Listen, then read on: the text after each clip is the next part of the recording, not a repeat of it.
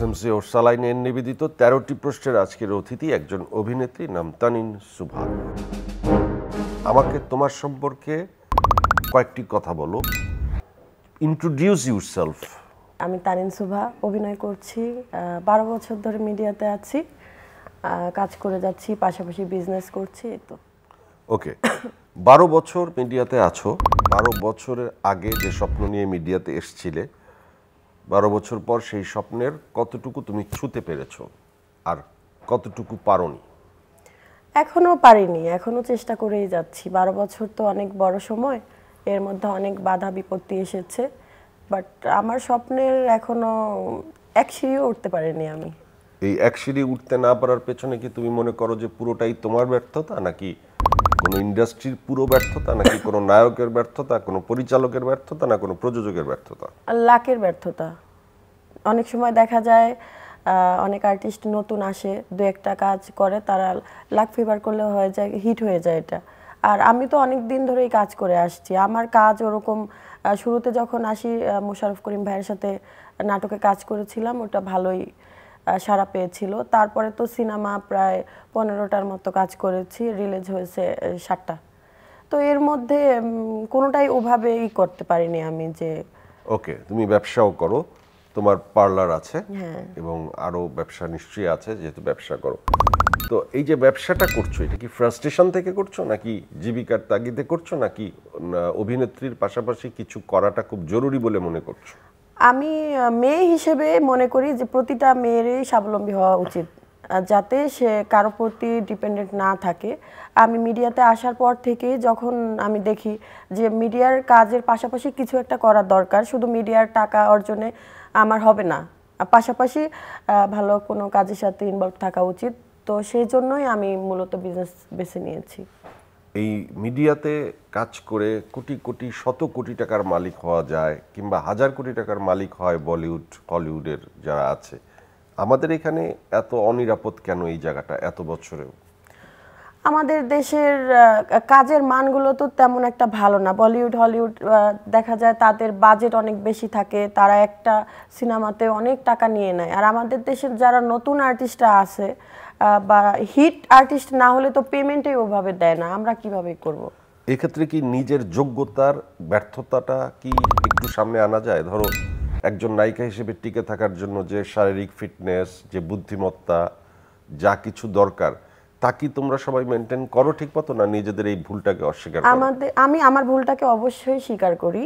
আমার কিছু ভুল তো আছেই। আমার ফিটনেস এখন একটু নষ্ট হয়ে গেছে কাজ থেকে দূরে থাকার কারণে। আবার করোনার পরে আমরা ওইভাবে কেউ সিনেমাতে কাজও করিনি।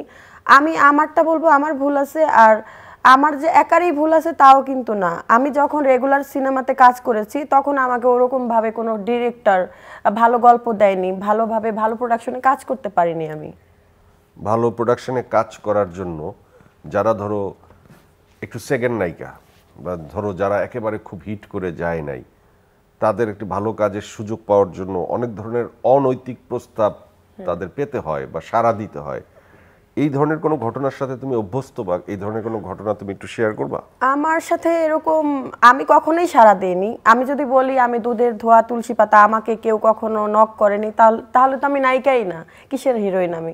এরকম অনেকেই বলেছে, বাট আমি ওরকম কাজ করিনি বলেই অনেক বড় বড় বাজেটের কাজ আমার হাতছাড়া হয়ে গেছে। যারা করেছে তারা সাড়া দিয়েছে? অনেকেই দিয়েছে, আমার জানা মতো অনেকেই দিয়েছে, আমার নিজের চোখে দেখাও অনেকে আছে, আমি তো নাম বলতে পারবো না। বাট এরকম অনেকেই দেখা যায় আমি না করে দিয়েছি। আমার এই কলিগ কেউ একজন সেই সিনেমাতে কাজ করেছে, তখন তো আমি বুঝছি হ্যাঁ ঠিক আছে, আমি না বলে দিয়েছি, ও হয়তো ওটাতে রাজি হয়ে গেছে। এই ঘটনা তোমার অনেক অনেক সাক্ষী না, তুমি আছো? 2-1টা এরকম আছে। হ্যাঁ হ্যাঁ, সাক্ষী আছে। সিনেমা ইন্ডাস্ট্রি আমূল পরিবর্তন হয়ে গেছে এরকম শুনছি, সিনেমার সুবাতাস আসছে এরকম শুনছি। বিশেষ করে এই তুফান সুপার ডুপার হিট হয়ে যাওয়ার পর থেকে এরকম বেশি আলোচনা হচ্ছে যে ছবি এখন স্বর্ণালী যুগ আবার ফিরে পাচ্ছে। তুমি একজন শিল্পী হিসেবে আসল চিত্রটা তুমি কি মনে করো? আসলে ভাইয়া, সিনেমা হিট হচ্ছে, ভালো গল্প আসছে, ঠিক আছে, বাট একজনের উপরে তো আর আপনার সিনেমার স্বর্ণালী যুগ ফিরে আসবে না। আমরা যেটাকে সিনেমার স্বর্ণালী যুগ মনে করি সেটা অনেক আগে, যখন শাবনূর আপু, পূর্ণিমা আপু, শাবানা ম্যাম তারা যে আমলে কাজ করেছে তখন কিন্তু একটা কম্পিটিশনের যুগ ছিল, একজনের পরে আরেকজন, হিরোরাও অনেকে ছিল। এখন একজনের উপরেই সবাই যদি ডিপেন্ডেন্ট হয়, স্বর্ণালী যুগ আপনি এটাকে কিভাবে বলেন? আরও আর্টিস্ট যারা আছে তারা সবাই মিলে যদি কাজ করে, একটার পরে একটা অন্য আর্টিস্টের সিনেমা যদি হিট হয় তাহলে হবে স্বর্ণালী যুগ। বাংলাদেশের সিনেমা ইন্ডাস্ট্রিতে এ পর্যন্ত যত নায়ক আসছে, শুরু থেকে এ পর্যন্ত 5 জন নায়কের নাম তুমি বলো যারা আসলে কালজয়ী নায়ক। অনেকেই তো আছে, 5 তুমি জনের 5 নাম জনের কথা বলে তো তুমি হবে না। বলো। শুরুতে তো সালমান শাহ ভাই, তারপরে শুরুতে নায়করাজ রাজ্জাক না রাজ্জাক, কেন? সরি নায়করাজ রাজ্জাক আঙ্কেল, তারপরে আলমগীর আঙ্কেল, ফারুক আঙ্কেল, তারপরে আছে মান্না ভাই। তোমার হাতে আর একটা নাম আছে, সালমান শাহ। সেরা নায়িকা 5 জন।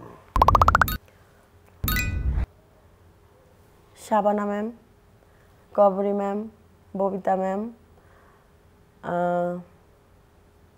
শাবনূর আপু, পূর্ণিমা আপু। মৌসুমী আপা নাই? মৌসুমী আপার নাম ভুলে গেছি, ওমর তাকেও সানি ভাই পছন্দ নাই? করি। তারা তো আমি যাদেরকে পছন্দ করি, আমার চোখে যারা সেরা তাদের নাম আমি বলছি। আমি Okay, কাউকে এবার খুশি আমি করার জন্য এবার আমি বলি নাই। কয়েকটা নাম বলবো, নামের পাশে তুমি তাদের সম্পর্কে একটু ব্যাখ্যা দিবা, তুমি কি ভাবো তাদের নিয়ে, তাদেরকে নিয়ে তোমার মতামত কি। Shakib Khan, good actor. Good actor, খুব হাই থটের কথা বলে ফেললা, যেটা এখন সুধী সমাজ, গুণী সমাজ তার ভালো সম্পর্কে অভিনয় করে বলতেছে। সে, শুরু থেকেই ভালো অভিনয় করে। আমি সবসময় বলি যে অভিনয়ের দিক থেকে সে ভালো, বাট অন্য দিক থেকে আমার তাকে পছন্দ না। অন্যদিক কি? আবার তো সে জায়গায় চলে আসলাম। তো আসেন, অসুবিধা কি, আসো। তার পার্সোনাল লাইফে আমার একটু মাথা ব্যথা, আমার ভালো লাগে না। পার্সোনাল লাইফে কি সে তোমাকে কখনো কোনো নক করছে? আমাকে করে নাই, তাহলে তোমার মাথা ব্যথা কেন? কারণ তার জন্য তো আমরা বকা খাই। কি বকা খাও? এই যে বলে যে সিনেমায় কাজ করতে গেলে 2-3টা হিরোর সাথে থাকা লাগবে, বাচ্চা বানাই দিবে, এইসব একটা সিনেমার গালি হয়ে গেছে সাকিব খানের নাম। আমার এলাকাতে এত বড় ইন্ডাস্ট্রিকে যে আলোর মুখ দেখালো, আলোর মুখ তো সে গালির নাম হয়ে গেল দেখাচ্ছে। তার। আমি যখন বাড়িতে যাই, আমি নিজের অভিজ্ঞতা আপনাকে বলি, কেন আমি তাকে মানে পার্সোনালি তার ভালো লাগে না। আমি বাড়িতে যাওয়ার পর বলে, কখনো সাকিব খানের সাথে সিনেমায় কাজ করতে যাইস না। কেন যাব না? তার সাথে তো সিনেমা করতে গেলে বাচ্চার মা বানাই দিবে, এই করবে সেই করবে, আর সে সিনেমাতে কাজ করতে গেলেই হচ্ছে উল্টাপাল্টা করা লাগে। শাকিব খান তো নায়িকা 18 জনের সাথে অভিনয় করছে, বাচ্চার মা কি 18 জনই হইছে? সেটা তো তাদের পার্সোনাল ব্যাপার, সবগুলা তো তোমারও সামনে তো- আসে নাই, যেগুলো আসছে এই কারণেই তো বদনামটা হচ্ছে ভাইয়া। মানে অনেক কিছু আসে নাই বলে তুমি মনে করতেছো? হ্যাঁ। এবার তোমার সম্পর্কে তোমাকে জিজ্ঞেস করব, অনন্ত জলিল, আমি তার সম্পর্কে জানি না। কিছুই জানো না? না। তাকে চিনো? হ্যাঁ, নাম শুনেছি। নাম শুনছো, সিনেমা দেখো নাই? না। নাম শুনে কি কি শুনছো নামের আশেপাশে? সে অনেক বড় বিজনেসম্যান, তার অনেকগুলো গার্মেন্টস আছে। আর আমাদের একজন অ্যাক্ট্রেস বর্ষা আপু, তার হাজবেন্ড। বর্ষাকে তুমি চেনো? হ্যাঁ, তার মাধ্যমেই তো চিনি। মানে বর্ষার মাধ্যমে অনন্ত জলিলকে চেনো? নামে নামে চিনি, দুজনকেই, কারো মুভি দেখা হয়নি। কারো মুভি দেখা হয়নি। ওকে, তোমার কাছে শুনতে চাই জায়েদ খান সম্পর্কে কিছু কথা। ভালো মানুষ। ভালো অভিনেতা না? ভালো মানুষ, অভিনয়ে তো সে কিরকম করে আমি জানি না, ছবি দেখেছি, তার অ্যাক্টিং নিয়ে কোনো কমেন্ট করতে চাই না, বাট মানুষ হিসাবে সে আমার দেশি মানুষ, খুবই ভালো মানুষ। তোমার কাছে কি শুধু তোমার দেশি মানুষরাই ভালো, বাকি না, ভালো না? সব তার মন মানসিকতা ভালো। মন মানসিকতা ভালো কেন? সে কখনো অনৈতিক কোনো প্রস্তাব তোমাকে দেয়নি? না, আমাকে দেয়নি। এই জন্যই সে ভালো? এই জন্য না, আমার সাথে তার যতবারই এফডিসিতে দেখা হয়েছে আমার সাথে ভালো ব্যবহার করেছে। ওকে, পরিমণি সুন্দরী। কার চেয়ে বেশি সুন্দরী, কার চেয়ে কম সুন্দরী? ওনার সাথে কাউকে কম্পেয়ার করব না আমি। সবচেয়ে সেরা সুন্দরী উনি? না, তাহলে? উনি সুন্দরী, আমি কারোর সাথেই ওনার তুলনা করি না। ওনার এই উনি ওনার মতো সুন্দর সুন্দর। গুণটা ছাড়া ওনার কোনো গুণ নাই? আমার মতো আপনারাও জানেন ডায়রিয়া সহ যে কোনো পানি শূন্যতায় আমার আস্থা এসএমসি রোড স্যালাইন। কেনার সময় প্যাকের গায়ে এসএমসির লোগো দেখে কিনবেন। এসএমসির ওরসালাইন। না, ওনার কোনো গুণ আমি ওইভাবে বলতে পারবো না। একটা গুণও নাই? সে সবাইকে খুব আপন করে নেয়। আমি তো সরাসরি ওইভাবে দেখা হয় না, কথা হয় না, ফেসবুকে যতটুকু দেখি যে সবার সাথে খুব ভালো আন্ডারস্ট্যান্ডিং, আদর করে, বাচ্চাদের আদর করে, এই তো সুন্দর সে। ব্যাস। অপু বিশ্বাস? ভালো অভিনেত্রী, সুন্দরী, বিনয়ী। বুবলি? তার সম্পর্কে জানি না। চিনো? হ্যাঁ, কতটুকু চিনো? যতটুক ফেসবুক, নিউজ পেপার, পত্রিকা চিনাই। রোশন? হ্যান্ডসাম। বাপ্পি চৌধুরী? তারটাও জানি না। কোনটা জানো না? কিছুই জানি না তার সম্পর্কে। সিনেমাতে কাজ করেছিলাম, 2 দিন শুটিং হয়েছে, তাছাড়া তার সাথে ওভাবে কথাও হয় না, জানার আগ্রহ নেই। এই জেনারেশনের সবচেয়ে প্রিয় অভিনেত্রী কে তোমার? এই জেনারেশনে ওরকম কেউই না। কারো অভিনয় ভালো লাগে না? ওইভাবে দেখাই হয় না নিজের কাজ ছাড়া কারো কাজ। এটা অদ্ভুত ঘটনা, আর্টিস্টরা তো অন্যদের কাজ দেখে, তুলনা করে। না তুমি না, কারো আমি কাজ দেখো তুলনা না? করি না। আমি আমার সাইড থেকে চেষ্টা করি, আমি যতটুকু কাজ করি ভালোটাই দেয়ার।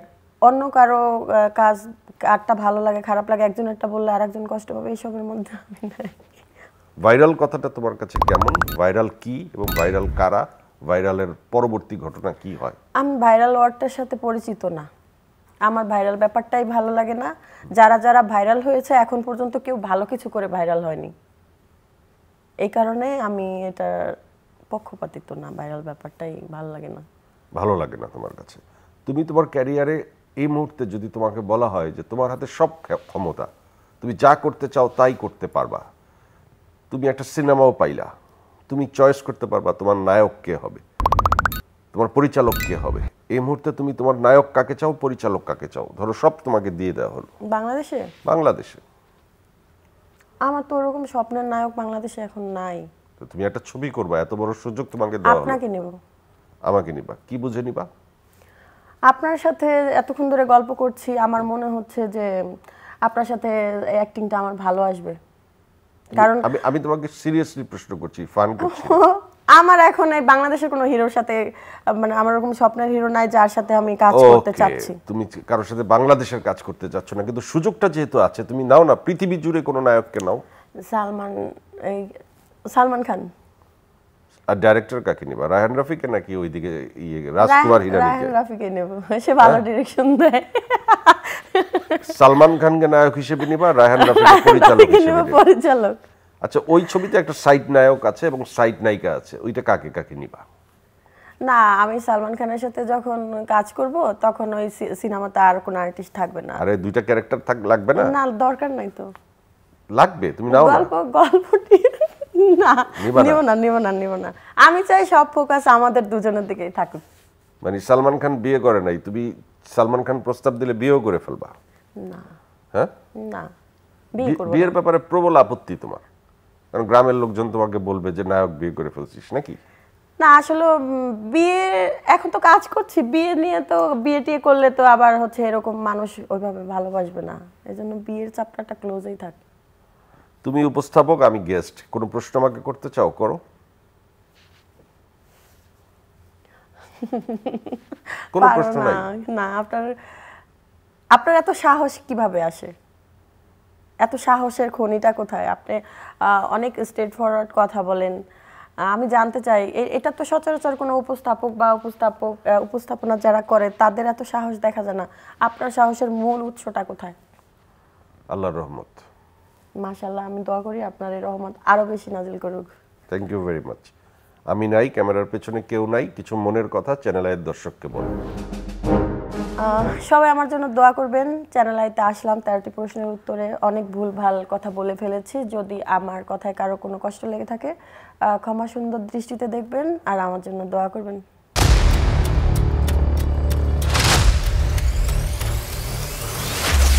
আমার মতো আপনারাও জানেন ডায়রিয়া সহ যে কোনো পানি শূন্যতায় আমার আস্থা এসএমসি রোড স্যালাইন। কেনার সময় প্যাকের গায়ে এসএমসির লোগো দেখে কিনবেন। এসএমসির ওরসালাইন।